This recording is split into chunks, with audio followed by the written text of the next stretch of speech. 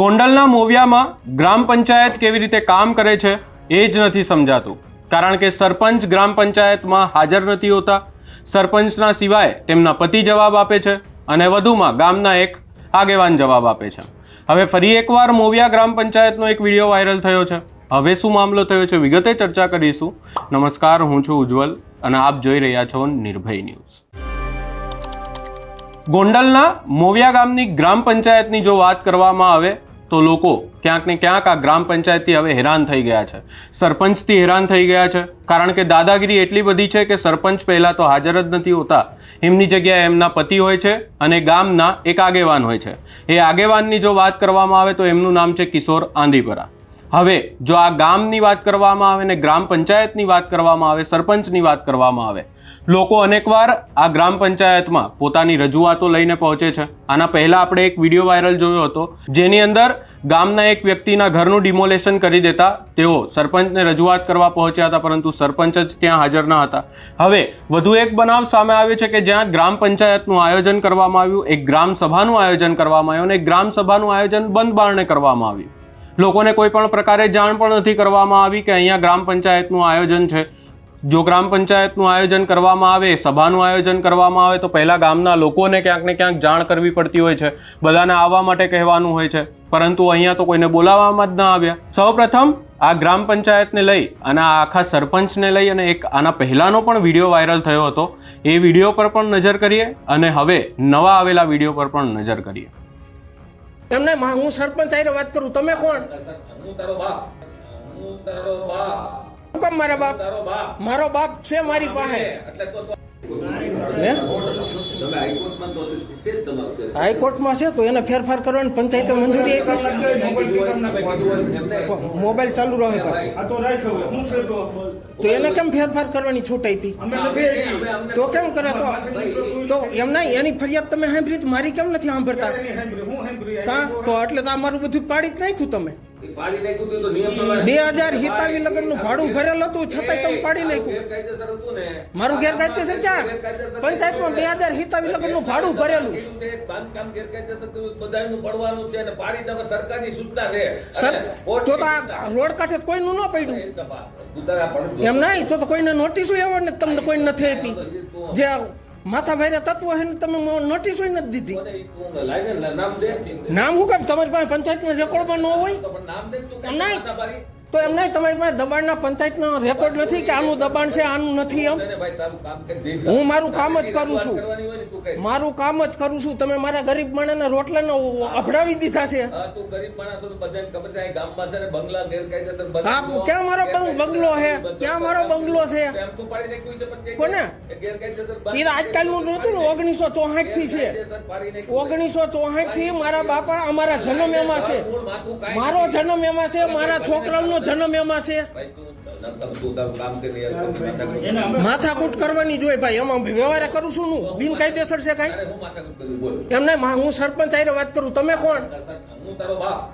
હું કામ મારા બાપ? તારો બાપ. મારો બાપ છે મારી પાસે. એટલે તો અહીંયા આવીને એક બાજુથી રજૂઆત કરશો. રજૂઆત હું સરપંચને કરવા આવ્યો હોઉં.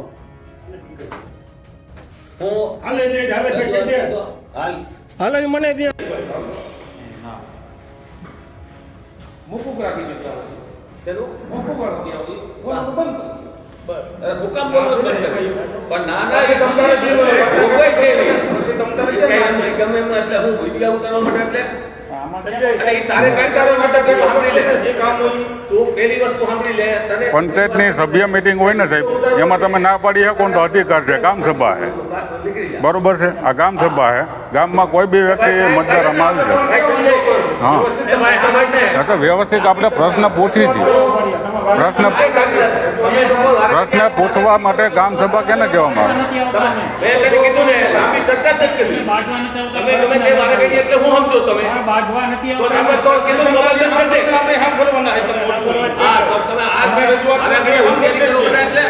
એ રજૂઆત જ કરી છે આપણે.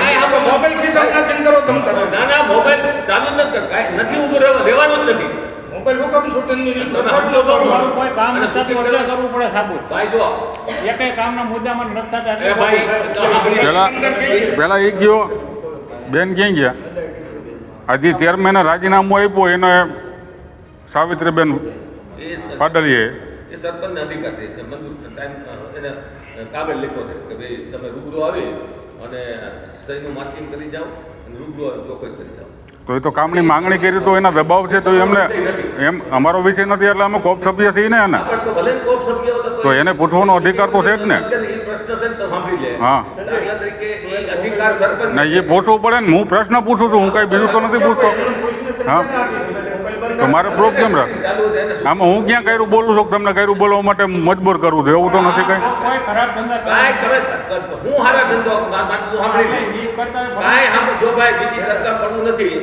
તમને મેં કીધું ને તમારે દાખલા તરીકે તમારે જે કાંઈ કેવું નહીં લખી દીધું. લખીને તો દીધું એનો વંચાણે એમ નહીં.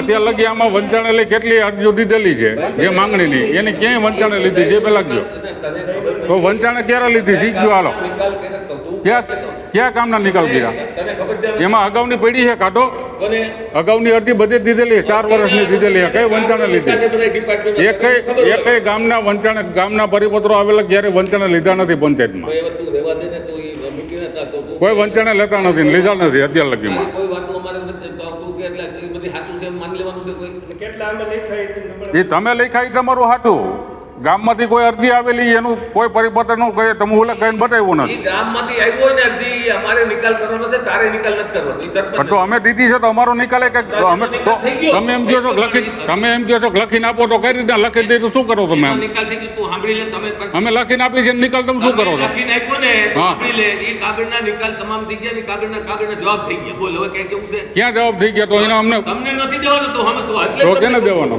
તમને નથી દેવાનો. અમારા કામનો અમને જો એનો ભરોસો અમને ન મળે તો અમારે કેમ લેવા જવાનું? એને આ ખોટી કુતારે બતાવો કે તો હે? ઉતાર એ આ બધે મીડિયા મૂકે હારું મીડિયમ મૂકવાનું છે હારા થવા છે કે આ રાઉન્ડ એ હાટું તો તમે બોલો તો બંધ કરી દેવું. તમે સરપંચ છો ને તમે બોલો તો બંધ કરી દો હાલો. ભાઈ ઈ તો જવાનું ચાલુ જ હોય એ નથી એવા હુકમ નથી બેને કે ઈ અમારે ઈ તો અમે કેવું પણ રદ કરી નાખો બીજું આવે નહીં કરો થોડી થાય મંત્રી બેન ઈ તો અમે કેવું એને કે ભાઈ આવ્યા નથી હું કામ ફરીથી પાછું કેવાનું ઈ જિલ્લા લેવલના તાલુકા લેવલના અધિકારી વગર ગામ સભા હું કામ લેવાની ઈ જ અમારે કેવું છે. અહીંયા ઘરના કુવાન અમારે રજૂઆત છે સભ્યો સેવામાં ચકાસ કરે છે જો એની તેવડ ન હોય સેવા કરવાની ઘરે કરે ને સેવા એની વાત છે અમારે ક્યાં કેવું હાલો તમે કયો લ્યો અહીંયા માત્ર ને માત્ર સવાલ એટલો જ ઊભો થાય છે કે આ સરપંચની સામે કાર્યવાહી કેમ નથી કરવામાં આવતી. આના પહેલા પણ જ્યારે અમે આ વાત કરી હતી ત્યારે એક જ સવાલ ઊભો કર્યો હતો કે શું સરપંચની સામે કાર્યવાહી કરવામાં આવશે. ત્યારબાદ કોઈ પણ પ્રકારનો નિર્ણય ન લેવામાં આવ્યો.